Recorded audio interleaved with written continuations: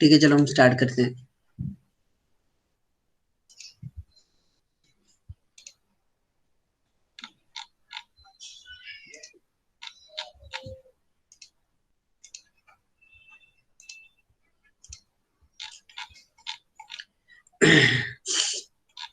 Last lecture में हम क्या पढ़ रहे थे? फ्रीक्वेंसी रीयूज को पढ़ रहे थे, ठीक है।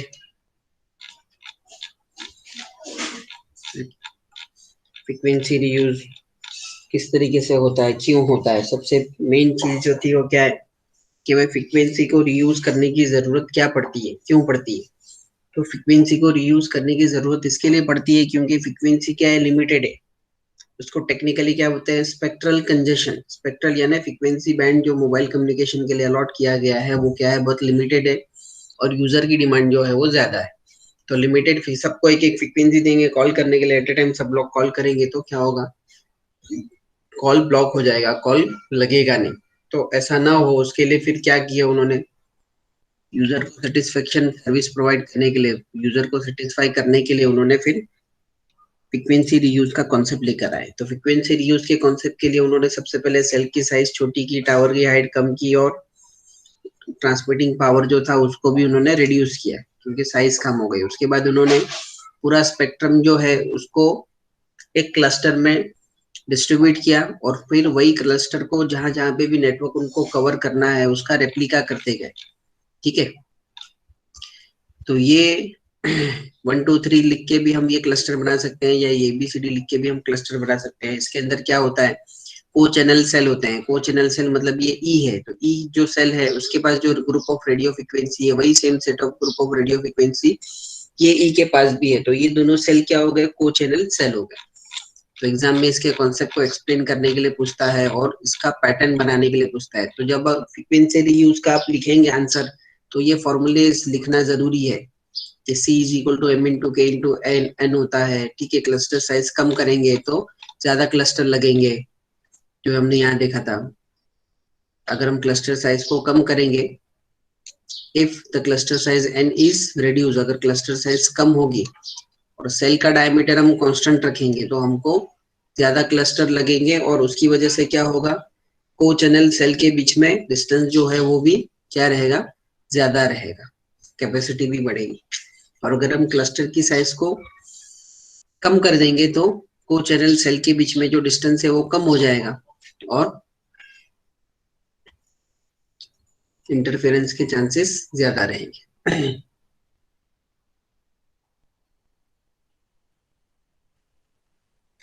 स्मॉल क्लस्टर, छोटा क्लस्टर रहेगा।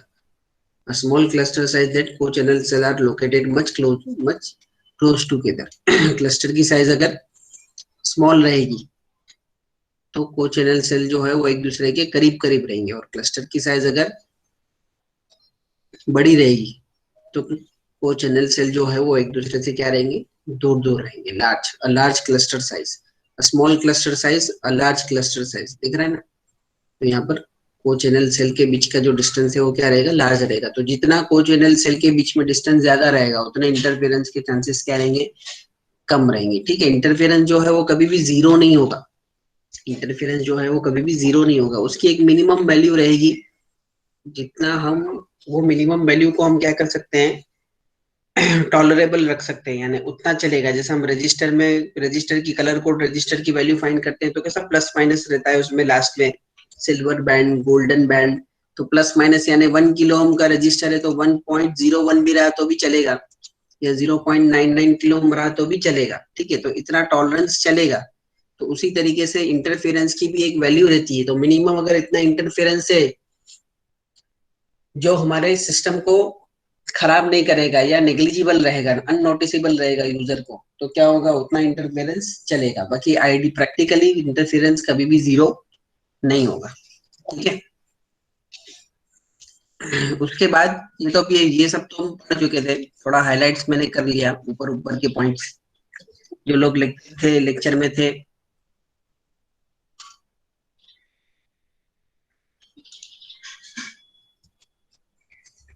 जो लोग लेक्चर में होंगे उन लोगों को रिवाइज हुआ रहेगा।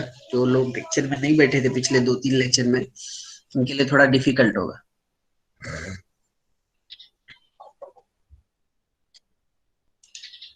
ठीक है, ये फिर और एक question, advantages of frequency reuse पूछा है और क्लस्टर साइज ड्रॉ करने के लिए बोला था 7 12।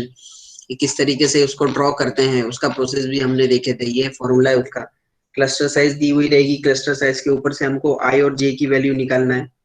ठीक है, जैसे कि फॉर एग्जांपल यहाँ पर 12 का दिया है, n इज इक्वल टू 12, तो आई और जे की वैल्यू हमने निकाले। फिर यहाँ पर 7 का दिया है तो आई और जे की वैल्यू निकाले। उसी तरीके से यहाँ पे 19 का दिया है तो आई और जे की वैल्यू ये रहेगी, आई और जे, I is always greater than और इक्वल टू जे। जे बड़ा नहीं रहेगा आई से, इतना ध्यान में रखना है। जे इज ऑलवेज लेस देन और इक्वल टू आई। ठीक है, या तो दोनों सेम रहेंगे या जे हमेशा आई से क्या रहेगा, कम रहेगा। ठीक है, उसका प्रोसेस था, वो प्रोसेस को हमने देखे थे कि पहले आई सेल ट्रैवल करना है कोई भी डायरेक्शन में, उसके सेंटर से हमने लिए। पहले हमको आई सेल ट्रैवल करना है, फिर आई सेल ट्रैवल करने के बाद ये यहाँ से आई सेल ट्रैवल करना है, फिर वहां से एंटी क्लॉकवाइज 60 डिग्री लेना है और वहां से जे की जो वैल्यू रहेगी उतना सेल को ट्रैवल करना है। तो जो जहां पर हम पहुंचेंगे वो हमारा क्या रहेगा, वो चैनल सेल रहेगा। तो उसी तरीके से हेक्सागोनल शेप है तो कोई भी उसके 6 साइड है तो 6 साइड में से कोई भी एक डायरेक्शन आप चूज कर सकते हो। ठीक है, उसके बाद अभी ये हमारा आज का नेक्स्ट टॉपिक है, चैनल असाइनमेंट स्ट्रेटेजी। ठीक है, चैनल असाइनमेंट स्ट्रेटेजी, चैनल मतलब फ्रीक्वेंसी, जो सेल को फ्रीक्वेंसी असाइन की जाती है टोटल स्पेक्ट्रम में से, तो उसको असाइन करने के लिए क्या किया जाता है। ठीक है,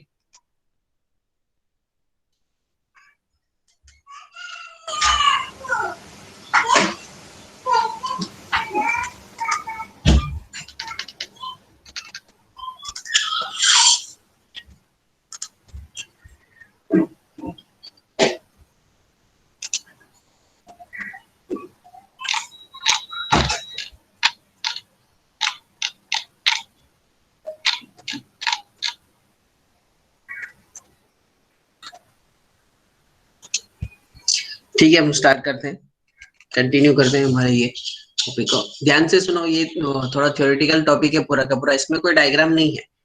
ठीक है, अब चैनल असाइनमेंट स्ट्रेटेजी जो है, तो इसमें मोस्टली क्या करते हैं कि भाई चैनल जो है, जैसा हमने ऊपर क्लस्टर में देखे थे, ये जो क्लस्टर का जो डायग्राम है इसमें हमने जो देखे थे, अब टोटल स्पेक्ट्रम जो है उसको हमने यहाँ पर ये n इज इक्वल टू 7 के एग्जाम्पल को हम पकड़ के चलते हैं। ठीक है, n इज इक्वल टू 7 का जो एग्जाम्पल है उसको हम लेके चलते हैं। तो n इज इक्वल टू 7 में क्या है, 7 सेल का एक क्लस्टर है। ठीक है, तो अब यहाँ पर जो हमने 1 नंबर के सेल को असाइन किया है, 2 3 4 5 6 7, सातों के सातों सेल को हमने क्या असाइन किया है, group of radio channel assign किए। टोटल स्पेक्ट्रम जो था उसमें से ग्रुप ऑफ रेडियो चैनल्स जो है वो 7 सेल के बीच में हमने क्या कर दिए, डिस्ट्रीब्यूट कर दिए। तो ये फ्रीक्वेंसीज जो हमने सेल को, इंडिविजुअल सेल को असाइन किए हैं, वो दो तरह की होती है। एक होती है फिक्स्ड, यानी परमानेंटली वो सेल, वो फ्रीक्वेंसी जो है वो वही सेल के पास रहेगी। जैसे कि फॉर एग्जांपल आपने 1 नंबर के सेल को कोई फ्रीक्वेंसी असाइन कर दी, तो वो ग्रुप ऑफ रेडियो फ्रीक्वेंसी जो है वो 1 नंबर के सेल के पास ही रहेगी। 2 नंबर के सेल को आपने जो group of radio frequency assign की वो 2 नंबर के पास ही रहेगा। अब देखो यहाँ पर ये सेल के अंदर जितने भी यूजर रहेंगे, मान लो फॉर एग्जांपल 1000 यूजर है, तो 1000 यूजर में से 500 यूजर जो है वो कॉल कर रहे हैं, तो 500 रेडियो चैनल जो है वो क्या हो रही है, यूटिलाइज हो रही है। बाकी 500 रेडियो चैनल जो है वो ये सेल के पास क्या है, रिजर्व्ड है, अनयूज्ड है, अभी फिलहाल उसका यूज नहीं हो रहा। मगर यहाँ पर सेकंड केस, ये 2 नंबर के पास भी 1000 रेडियो चैनल है। ठीक है, अब यहाँ पर यूजर जो है वो मोर देन 1000 यूजर जो है वो एट ए टाइम क्या कर रहे हैं, कॉल कर रहे हैं। तो 1000 फ्रीक्वेंसी तो इस सेल के पास है, तो वो 1000 पूरी की पूरी फ्रीक्वेंसी 1000 यूजर को असाइन कर देगा। ठीक है, मगर 1000 के बाद जो एक्स्ट्रा यूजर जो है, जो 1001 1002 उसके आगे के जितने यूजर हैं जो कॉल करना चाहते हैं, उनको देने के लिए इस सेल के पास फ्रीक्वेंसी नहीं रहेगी। ठीक है, तो सिचुएशन कैसी है कि यहाँ पे जितनी उसकी कैपेसिटी है उससे ज्यादा लोग यहाँ पर कॉल कर रहे हैं, और यहाँ पर जितनी उसकी कैपेसिटी है उससे आधे लोग यहाँ पर कॉल कर रहे हैं। तो आधी चैनल जो है वो यहाँ पर क्या है, रिजर्व पड़ी है, यानी जिसको हम अनयूज कह सकते हैं। तो फिक्स असाइन चैनल में क्या होगा कि ये सेल की जो फ्रीक्वेंसी है वो इसी के पास रहेगी, उसको वो सेल के यूजर जो है वो यूज करे नहीं करे कुछ लेना देना नहीं है। ठीक है, और अगर आपको सेकंड सिनेरियो में क्या दिख रहा है कि भाई यहाँ पर यूजर का डिमांड ज्यादा है मगर फ्रीक्वेंसी कम पड़ रही है, फिर भी उसके बावजूद भी ये सेल कुछ नहीं कर पाएगा, तो यूजर को क्या होगा, उस पर्टिकुलर टाइम पे सर्विस नहीं मिलेगी।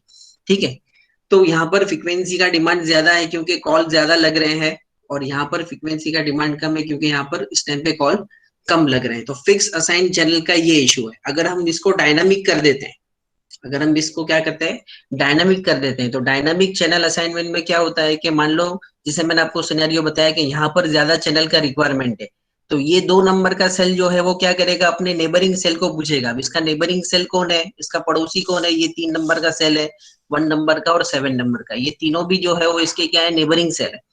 तो ये तीनों सेल को रिक्वेस्ट करेगा कि भाई आपके पास जितने भी अनयूज रेडियो फ्रिक्वेंसी है उतनी आप मुझे दे दो। अभी इसको मान लो 100 रेडियो फ्रिक्वेंसी की जरूरत पड़ रही है या 50 रेडियो फ्रिक्वेंसी की जरूरत पड़ी है, तो ये तीनों रिक्वेस्ट, ये तीनों नेबरिंग सेल को वो रिक्वेस्ट भेजेगा।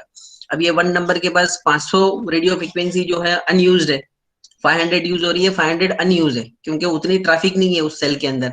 तो ये क्या करेगा, अपने 500 जो उसके पास बैलेंस रेडियो फ्रिक्वेंसी है उसमें से 50 या जितना भी इसका रिक्वायरमेंट रहेगा उतनी थोड़ी रेडियो फ्रिक्वेंसी इसको असाइन कर देगा। तो ये डायनामिक चैनल एलोकेशन है। डायनामिक चैनल एलोकेशन में हमने हर इंडिविजुअल सेल को कुछ फ्रीक्वेंसी असाइन की है, बट जरूरत पड़ने पर हम नेबरिंग सेल से वो फ्रीक्वेंसी क्या कर सकते हैं, बोरो कर सकते हैं। क्या कर सकते हो, बोरो कर सकते हैं। तो उसको बोरोविंग कॉन्सेप्ट भी कहते हैं। ठीक है, तो ये बेसिक डिफरेंस है को चैनल असाइनमेंट स्ट्रेटेजी में, ये पॉइंट जो है वो ध्यान में रखा जाता है। ठीक है, यहाँ पर हम उसको थोड़ा वर्ड टू वर्ड देख लेते हैं।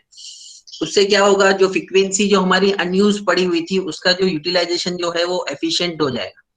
ठीक है, उसका यूटिलाइजेशन जो है वो बढ़ जाएगा, और हमारा जो यूजर को जो सर्विस नहीं मिल रही थी वो भी सर्विस भी मिल जाएगी, और फ्रीक्वेंसी स्पेक्ट्रम जो है उसका यूटिलाइजेशन भी बढ़ जाएगा। तो ये चैनल असाइनमेंट स्ट्रेटेजी जो है वो 2 तरीके से होती है, फिक्स्ड और डायनामिक।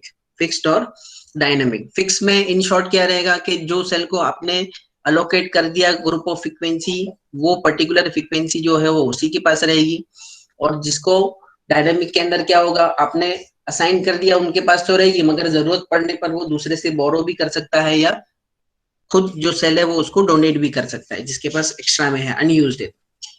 ठीक है, the channel assignment strategy can be classified as a either or dynamic. The choice of channel assignment strategy impacts the performance of the system. ठीक है, channel assignment strategy से पूरा सिस्टम का परफॉर्मेंस जो है वो जज किया जाता है। So particularly to how cells are managed when a mobile user is hand off from one cell to another cell. खास करके ये चैनल असाइनमेंट स्ट्रेटेजी का परफॉर्मेंस जो है वो हैंड ऑफ के लिए बहुत इंपॉर्टेंट रहता है। ठीक है, एडवांटेजेस क्या है, ये डायनामिक का एडवांटेजेस क्या है कि भाई चैनल स्पेक्ट्रम जो है उसका यूटिलाइजेशन जो है वो एफिशिएंट हो जाएगा, बढ़ जाएगा। ये उसका सबसे मेजर एडवांटेज है। फिक्स में क्या होगा, यूटिलाइजेशन कम हो जाएगा, क्योंकि अगर यूजर यूज नहीं कर रहे तो वो चैनल एज इट इज पड़ी रहेगी। ठीक है, तो इससे अच्छा है कि जहां पर ज्यादा डिमांड है हम उसको वहां पर डोनेट कर सकते हैं। तो डायनामिक वाला जो है वो मोस्टली यूज होता है अभी फिलहाल। In a fixed channel assignment strategy, each cell is allocated a predetermined set of voice channel.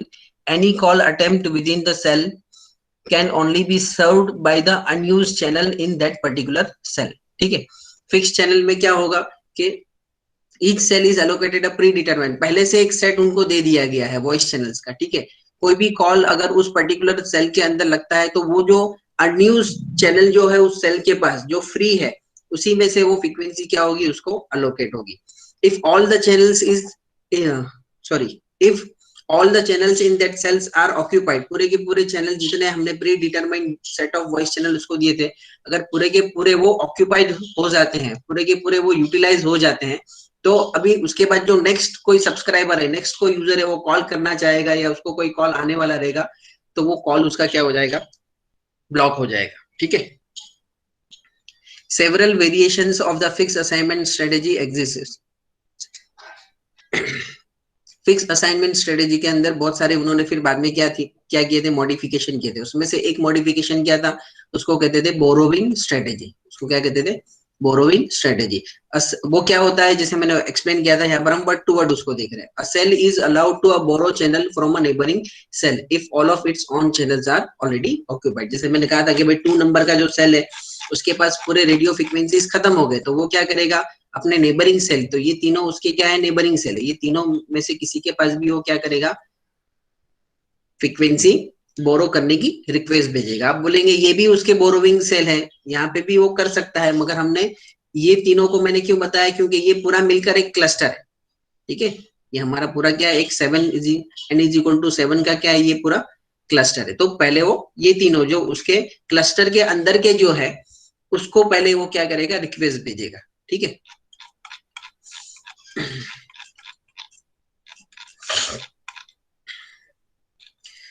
The mobile switching center MSC supervise such borrowing procedure and ensure that the borrowing of a channel does not disturb or interfere with any of the calls in a progress in the donor cell, ठीक है। ये जो बाजू वाले neighbouring cell से frequency बोरो करके use करना है, ये प्रोसीजर को पूरा कौन एग्जीक्यूट करेगा, एमएससी एग्जीक्यूट करेगा, मोबाइल स्विचिंग सेंटर जो है वो एग्जीक्यूट करेगा। तीन मेजर एलिमेंट है हमारे अभी तक जो हमने देखे 2G सेलुलर सिस्टम में, एक तो मोबाइल फोन, दूसरा बेस स्टेशन और तीसरा एमएससी। तो ये जो बाजू वाले सेल से फ्रीक्वेंसी बोरो करके लेना है और उसको यूज करना है, ये फंक्शन, ये टास्क को एग्जीक्यूट कौन करेगा, हमारा एमएससी करेगा, ठीक है। और उसमें ये ध्यान में रखना है कि जो नेबरिंग सेल से हम फ्रीक्वेंसी बोरो कर रहे हैं वो फ्रीक्वेंसी जो है फ्री होनी चाहिए, अनयूज्ड होनी चाहिए, ठीक है। उसके पास स्पेयर में पड़ी रहनी चाहिए। ऐसा नहीं कि वो डोनर सेल जो है हमारा नेबरिंग सेल, उसमें कोई कॉल चालू है और उसकी फ्रीक्वेंसी छीन के इसको दे दी, ऐसा नहीं होता है, ठीक है। First it will check whether that frequency is used or unused. If it is unused, then and only then the donor cell will give the frequency to its neighboring cell. Understand? अब dynamic के अंदर देखो, in a dynamic channel assignment strategy the voice channels are not allocated to different cell permanently. जो channels है वो permanently cell को नहीं दी जाती, टेम्पररी दी जाती है, ठीक है। Instead each time a call is request is made, जब भी कॉल कोई भी सेल में से जब भी कोई कॉल करना चाहेगा, the serving base station request a channel from MSc. उस टाइम पे कॉलिंग का प्रोसीजर कैसा होगा कि अगर कोई भी सेल में से कोई भी यूजर अगर फोन करना चाहता है तो उस पर्टिकुलर सेल का जो बेस स्टेशन है वो अपने एमएससी को बोलेगा कि भाई मेरे सेल में एक कॉल आ रहा है, मुझे उसको क्या करना है, चैनल प्रोवाइड करना है। तो अभी एमएससी उसको क्या करेगा, आगे का प्रोसेस करेगा। प्रीवियस वाले केस में क्या था, बेस स्टेशन खुद मालिक था, बेस स्टेशन को हमने परमानेंटली असाइन कर दिए थे, तो जिसको भी कॉल लगता था वो देते जा रहा था, ठीक है। अब डायनामिक वाले में ऐसा नहीं है, पर बेस स्टेशन के पास परमानेंट रेडियो फ्रीक्वेंसी नहीं रहेगी। The MSC then allocates a channel,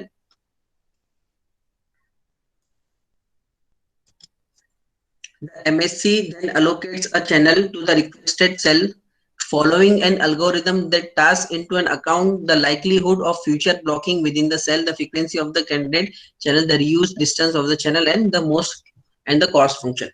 अब MSC क्या करेगा, अलोकेट करेगा चैनल, ठीक है। जो कॉल के लिए रिक्वेस्ट आई है वो एक अल्गोरिदम फॉलो करेगा, उसमें वो क्या क्या चेक करेगा कि भाई फ्यूचर में जो है वो उसका कॉल जो है वो ब्लॉक नहीं होना चाहिए वही सेल के अंदर, ठीक है। The frequency of use of the candidate channel, the reuse distance of the channel, ठीक है। जो फ्रीक्वेंसी एमएससी उस पर्टिकुलर यूजर को असाइन कर रहा है तो वही सेम फ्रीक्वेंसी एक पर्टिकुलर डिस्टेंस पे वापस से रीयूज भी हो रही है, तो दोनों के बीच में इंटरफेरेंस भी नहीं होना चाहिए। तो ये सब चीजों को वो एमएससी ध्यान में रखते हुए क्या करेगा, असाइन करेगा। Accordingly, the MSC only allocates a given frequency if the frequency is not presently in use in the cell or any other cell which falls within the minimum restricted distance of the frequency used to avoid co-channel interference. MSC सिर्फ वही frequency को उस request के लिए assign करेगा जो अभी फिलहाल यूज नहीं हो रही है, इस्तेमाल में नहीं है। The dynamic channel assignment reduces the likelihood of blocking, यानी कॉल ब्लॉकिंग जो है उसकी प्रोबेबिलिटी को वो क्या करता है, कम कर देता है। मैथ में शायद आपने प्रोबेबिलिटी पढ़ी होगी या आगे डिग्री में पढ़ेंगे। तो ये प्रोबेबिलिटी का एप्लीकेशन है जो टेलीकम्युनिकेशन में यूज होता है कि आपने कॉल की रिक्वेस्ट की तो आपको कॉल के लिए फ्रीक्वेंसी मिलेगी कि नहीं मिलेगी, तो मिलेगी तो उसकी कितनी प्रोबेबिलिटी है, नहीं मिलेगी तो उसका कितना प्रोबेबिलिटी है। सिमिलरली जो हम डेटा यूज करते हैं तो उसमें एक एक बिट की प्रोबेबिलिटी होती है कि 0 हमने ट्रांसमिट किया तो 0 रिसीव हुआ कि चेंज हो गया, ठीक है। तो ये प्रोबेबिलिटी का एप्लीकेशन है। तो ये कॉल ब्लॉकेज जो है वो प्रोबेबिलिटी से कैलकुलेट किया जाता है। तो डायनामिक चैनल असाइनमेंट का एडवांटेज क्या है कि कॉल ब्लॉकेज रिड्यूस कर देता है वो। Second, which increase the trunking capacity of the system, यानी आप कॉल लगाएंगे तो आपको कॉल कनेक्ट होगा ही, तो उसको ट्रंकिंग कैपेसिटी कहते हैं। एट ए टाइम सिस्टम जो है वो कितने कॉल को हैंडल कर रहा है, उसको ट्रंकिंग कहते हैं। Since all the available channels in the market are accessible to all the cells, जितने भी पूरा फ्रीक्वेंसी स्पेक्ट्रम की जितने भी रेडियो चैनल्स है वो पूरे सेल के लिए ओपन है। कोई भी सेल उसमें से कोई भी फ्रीक्वेंसी लेकर उसको क्या कर सकता है, इस्तेमाल कर सकता है, रिस्ट्रिक्शन नहीं है, ठीक है। Dynamic channel assignment strategy is requires the MSc, सिर्फ इतना है कि एमएससी के ऊपर वर्कलोड जो है वो बढ़ जाएगा। फिक्स चैनल में क्या है, कॉल का पूरा जो प्रोसीजर है, चैनल असाइनमेंट का जो प्रोसीजर है वो कौन कर रहा है, बेस स्टेशन ही कर रहा है, क्योंकि उसके पास फ्रीक्वेंसी है। डायनामिक में बेस स्टेशन के पास फ्रीक्वेंसी की अथॉरिटी नहीं है, उसको जब भी कॉल आएगा बार बार एमएससी को बोलना पड़ेगा, एमएससी सब चीजों को देखेगा, एल्गोरिथम एग्जीक्यूट करेगा और चैनल असाइनमेंट करेगा, ठीक है। तो एमएससी के ऊपर ये एक एक्स्ट्रा काम बढ़ जाएगा। To collect the real time data on channel occupancy, traffic disturbance and radio signal strength indicator, indicator या इंडिकेशन, ठीक है, RSSI दोनों लिख सकते हैं आप, इंडिकेटर या इंडिकेशन, ठीक है, of the channels on a continuous basis, ठीक है। जो चैनल आपने यूज की है उसके ऊपर कितना ट्रैफिक चैनल है, उसका सिग्नल स्ट्रेंथ जो है वो इंक्रीज हो रहा है कि डिक्रीज हो रहा है, वो कंटिन्यूअसली मॉनिटर किया जाएगा।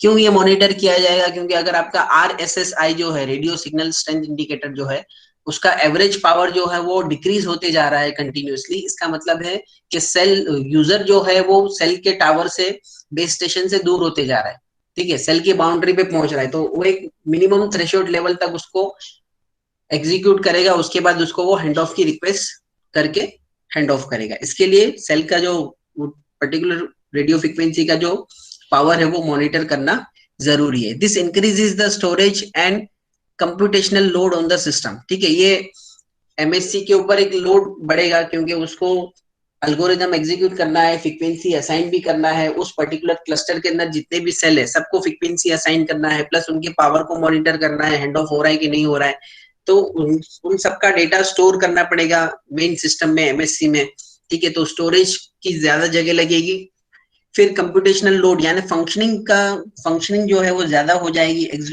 एग्जीक्यूशन का जो काम है वो बढ़ जाएगा।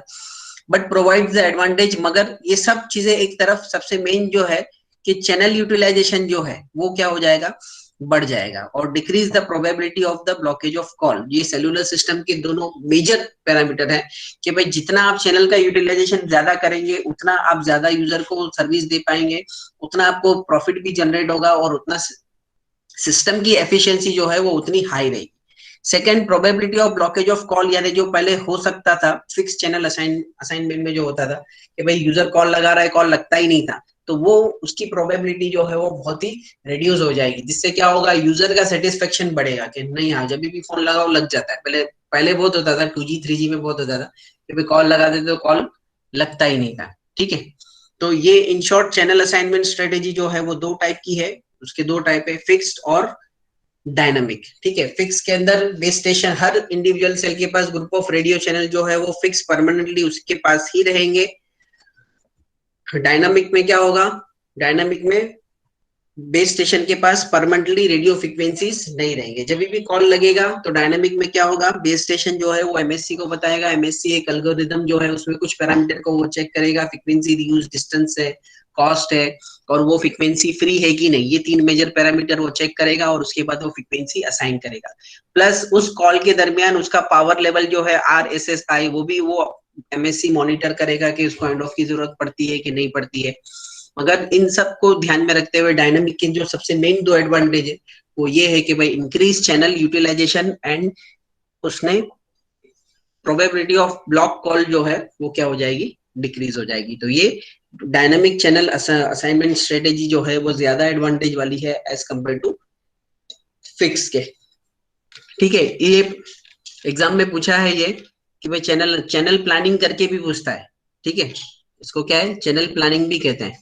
Why the channel assignment strategy is important in cellular system, ठीक है, जस्टिफाई करके आगे ऐसे भी क्वेश्चन आ सकता है, या आपको ऐसा भी पूछ सकता है। सेकेंड वैरायटी है क्वेश्चन में क्या आ सकती है कि भाई dynamic channel assignment strategy, state the advantages of dynamic channel assignment strategy over fix channel assignment strategy, ठीक है। तो दो चीज को आपको जस्टिफाई करना है कि भाई कॉल की जो प्रोबेबिलिटी है वो किस तरीके से डिक्रीज हो रही है, और चैनल की जो यूटिलाइजेशन है वो किस तरीके से इंक्रीज हो रहा है, ठीक है। ये बोरोविंग स्ट्रेटेजी तो जो थी उसी को फिर उन्होंने पूरे क्लस्टर के लिए डायनेमिक में कन्वर्ट कर दी, ठीक है। बोरोविंग स्ट्रेटेजी जो थी वो फिक्स चैनल असाइनमेंट स्ट्रेटेजी के अंदर क्या था, एक टेम्पररी सॉल्यूशन था, फिर उन्होंने बड़े लेवल पे प्रॉब्लम आने लगा तो फिर उन्होंने डायनेमिक चैनल असाइनमेंट स्ट्रेटेजी लेकर आए और उसको फिर इम्प्लीमेंट किया, ठीक है।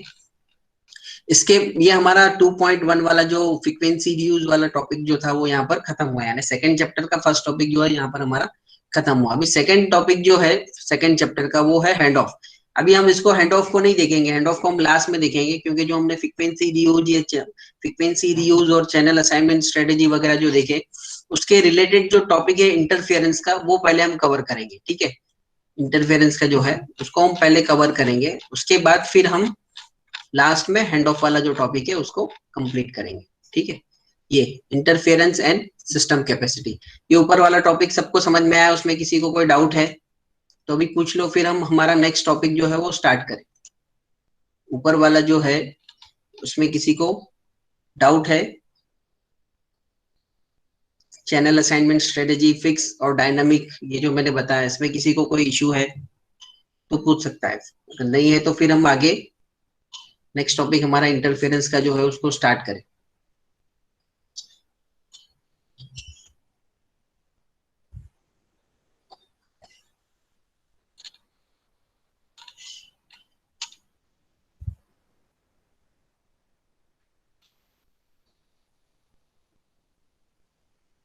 सो रहे के सब लोग? है किसी को डाउट कि क्या? हाँ सर, फर्स्ट थोड़ा रिपीट करके बताइए थोड़ा, ठीक है।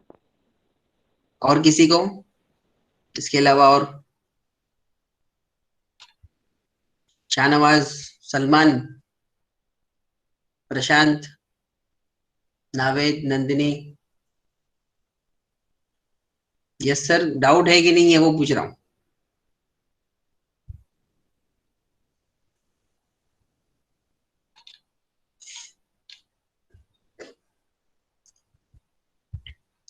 सेल को जो रेडियो फ्रीक्वेंसी असाइन करते हैं वो दो तरह की होती है, एक फिक्स और एक डायनामिक।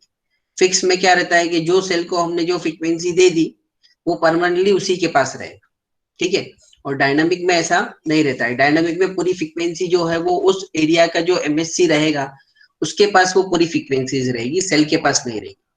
तो फिक्स के अंदर क्या होगा, मान लो कैसा होता है कि कोई एरिया है जहां पर ट्रैफिक ज्यादा है, जहां ट्रैफिक ज्यादा है मतलब रोड वाली ट्रैफिक नहीं, लोग ज्यादा, वहां पर सेलुलर फोन ज्यादा यूज होता है, ज्यादा नंबर ऑफ सेलुलर फोन है, कॉल ज्यादा लगती है।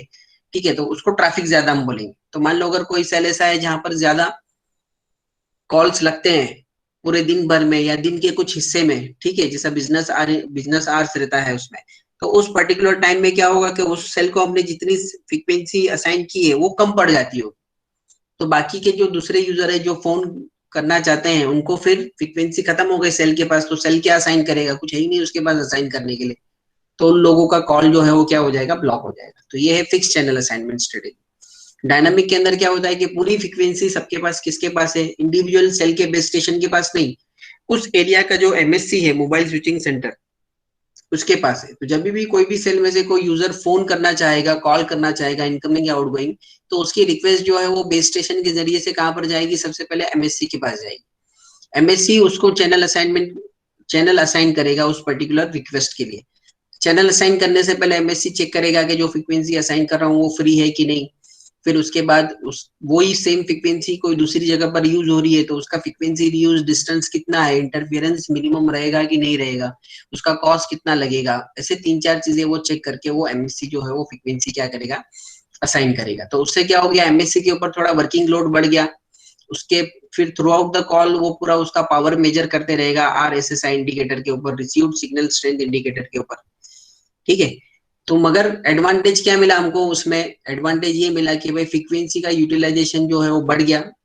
जब हम फिक्स असाइन करते थे तो उसका प्रॉपर यूटिलाइजेशन नहीं हो रहा था, कोई सेल में फुल्ली यूटिलाइज हो रहा था, कोई सेल के अंदर हाफ यूटिलाइज हो रहा था, ऐसा सब चल रहा था। ठीक है, तो इसके लिए उन्होंने क्या किया, फिक्स वाला हटा के फिर डायनामिक वाला लेकर आए, तो फ्रीक्वेंसी स्पेक्ट्रम का यूटिलाइजेशन जो है वो बढ़ गया। और जो कॉल ब्लॉकेज की प्रोबेबिलिटी थी, यानी फ्रीक्वेंसी जब खत्म हो जाती थी तो यूजर के पास कुछ फ्रीक्वेंसी देने के लिए रहता नहीं था, तो वो कॉल ब्लॉकेज जो होता था उसकी प्रोबेबिलिटी जो है वो क्या हो गई, मिनिमाइज हो गई। तो ये दो एडवांटेजेस उनको ज्यादा मेजर देखने मिले ये dynamic channel assignment strategy implement करने के बाद। ठीक है विघ्नेश? हाँ सर, ओके सर। अब ये है इंटरफेरेंस एंड सिस्टम कैपेसिटी। ठीक है। सिस्टम कैपेसिटी का फॉर्मूला हमने ऊपर देखे, C is equal to M into K into N. ठीक है, ये सिस्टम कैपेसिटी का फॉर्मूला था। C is equal to M into K into N. M क्या था, क्लस्टर को हम कितनी बार रेप्लिका करते हैं। ठीक है, स्मॉल के क्या था, ग्रुप ऑफ रेडियो चैनल्स जो इंडिविजुअल सेल को असाइन करते हैं, और कैपिटल एन क्या था, क्लस्टर साइज। तो M into K into N का जो प्रोडक्ट है is directly proportional to the C। ठीक है, M बढ़ेगा तो C बढ़ेगा, K बढ़ेगा तो C बढ़ेगा, N बढ़ेगा तो C बढ़ेगा। इन तीनों में से कोई एक भी पैरामीटर कम होगा तो C भी क्या हो जाएगा, कम हो जाएगा। ठीक है, तो ये सिस्टम कैपेसिटी जो है वो फॉर्मूले के हिसाब से ये तीन चीजों के ऊपर डिपेंड है। उसके साथ साथ सिस्टम कैपेसिटी जो है वो इंटरफेरेंस के ऊपर भी डिपेंड करती है। सिस्टम कैपेसिटी जो है वो इंटरफेरेंस के ऊपर भी डिपेंड करता है। तो अगर सेलुलर सिस्टम में इंटरफेरेंस बढ़ेगा तो हमारी सिस्टम कैपेसिटी क्या हो जाएगी, कम हो जाएगी, रिड्यूस हो जाएगी। ठीक है, जैसे क्लास के अंदर सब लोग एक साथ बोलते हैं तो सर को कुछ सुनाई देगा, नहीं सुनाई देगा, तो सर क्या बोलता है, साइलेंस, चुप हो जाओ, आहिस्ता एक एक लोग बोलो, है कि नहीं। तो सब लोग एक साथ बोल रहे थे तो क्या था, इंटरफेरेंस था, तो उसका आउटकम क्या है कि सर को कुछ समझ में ही नहीं आया, तो उसका आउटकम 0 था, है ना। तो सबसे पहले क्या करना पड़ेगा, साइलेंस, सबको चुप कराना पड़ेगा, मतलब इंटरफेरेंस को कम करना पड़ेगा। ठीक है, तो इंटरफेरेंस से किस तरीके से सिस्टम की कैपेसिटी अफेक्टेड होती है और उस इंटरफेरेंस को मिनिमाइज करने के लिए क्या स्टेप लिया जाता है, क्या सॉल्यूशन लिया जाता है। तो एग्जाम के अंदर क्वेश्चन इस तरीके से आएगा। यहाँ पर थोड़ा उसका इंट्रोडक्शन टाइप दिया हुआ है, वो हम देखते हैं। दो टाइप के इंटरफेरेंस होते हैं, को channel interference and adjacent channel interference. ठीक है, वो अगर आगे देखेंगे, पहले हम इसका थोड़ा बैकग्राउंड यहाँ पर समझ लेते हैं। Interference is the major limiting factor in the performance of cellular radio system. Sources of interference include another mobile in the same cell. ठीक है, sources of interference include another mobile in the same cell, a call in progress in the neighboring cell, other base station operating in the same frequency band, or any or non-cellular system which indifferently leaks the energy into the cells in the cellular frequency band। ठीक है, interference का जो source है वो क्या होता है कि सेम सेल के अंदर नेबरिंग सेल का यूजर आ जाता है, और नेबरिंग सेल का जो यूजर है वो स्टिल नेबरिंग सेल के बेस स्टेशन के साथ कनेक्टेड है। तो उसकी वजह से वहां से नेबरिंग सेल की एनर्जी जो है वो अपने सेल में आ जाती है। तो उसकी वो एनर्जी की वजह से क्या होता है, लीकेज ऑफ, उसको लीक ऑफ एनर्जी कहते हैं, फ्रीक्वेंसी बैंड में उसको लीक ऑफ एनर्जी कहते हैं। तो लीक ऑफ एनर्जी की वजह से क्या होता है, इंटरफेरेंस होता है। Interference on voice channel causes cross talk. Voice channel जो है उसमें अगर इंटरफेरेंस हो गया तो क्रॉस टॉक आएगा, यानी हम डबल डबल आवाज आएगी, कि हमारी आवाज हमको आएगी, या दो लोग बात कर रहे तो कोई तीसरे की भी आवाज आएगी। where the subscriber hears interference in the background due to the undesirable transmission. On control channel, interference leads to missed or blocked call due to error in the digital signaling. Control channel में अगर interference आ गया तो वो क्या lead करेगा, wrong number, जिसको हम कहते हैं ना, कॉल हमारा मिस जाएगा, लगेगा नहीं, या तो दूसरे को लग जाएगा, रॉन्ग नंबर जाएगा, या तो ब्लॉक हो जाएगा, लगेगा ही नहीं। ठीक है, ये क्यों होता है, क्योंकि हमारा कंट्रोल चैनल के अंदर इंटरफेरेंस आ गया, तो हमारा डिजिटल सिग्नलिंग जो है वो 0 का 1 चेंज हो जाएगा। Interference is more severe in urban areas due to the greater RF noise floor and the large number of base station and mobile. Urban areas यानी जो सिटी वाला जो एरिया है वहां पर इंटरफेरेंस जो है वो ज्यादा रहता है, क्योंकि वहां पर ज्यादा पब्लिक रहती है, ज्यादा सेल टावर रहते हैं, ज्यादा कॉल चलते हैं, ज्यादा रेडियो फ्रीक्वेंसी नॉइज वहां पर रहता है, इसकी वजह से। So interference has been recognized as the major bottleneck in increasing capacity and is often responsible for drop calls।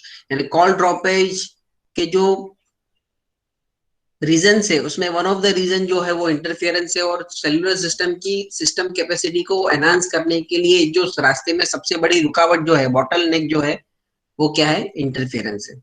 तो द टू, बहुत सारे टाइप, 4 टाइप से या 4-5 टाइप के इंटरफेरेंस है, मगर जो मेजर 2 टाइप के जो इंटरफेरेंस है, the 2 major types of system generated external नहीं है। ठीक है, एक्सटर्नल इंटरफेरेंस नहीं है, एक्सटर्नल इंटरफेरेंस तो रहता ही है, जैसे एनवायरमेंटल कंडीशन है या और कोई सिस्टम का जो सिग्नल है वो हमारे सेलुलर सिग्नल को डिस्टर्ब कर रहा है। ठीक है, ये तो एक्सटर्नल हो गई, ये क्या है, सिस्टम जनरेटेड ही है।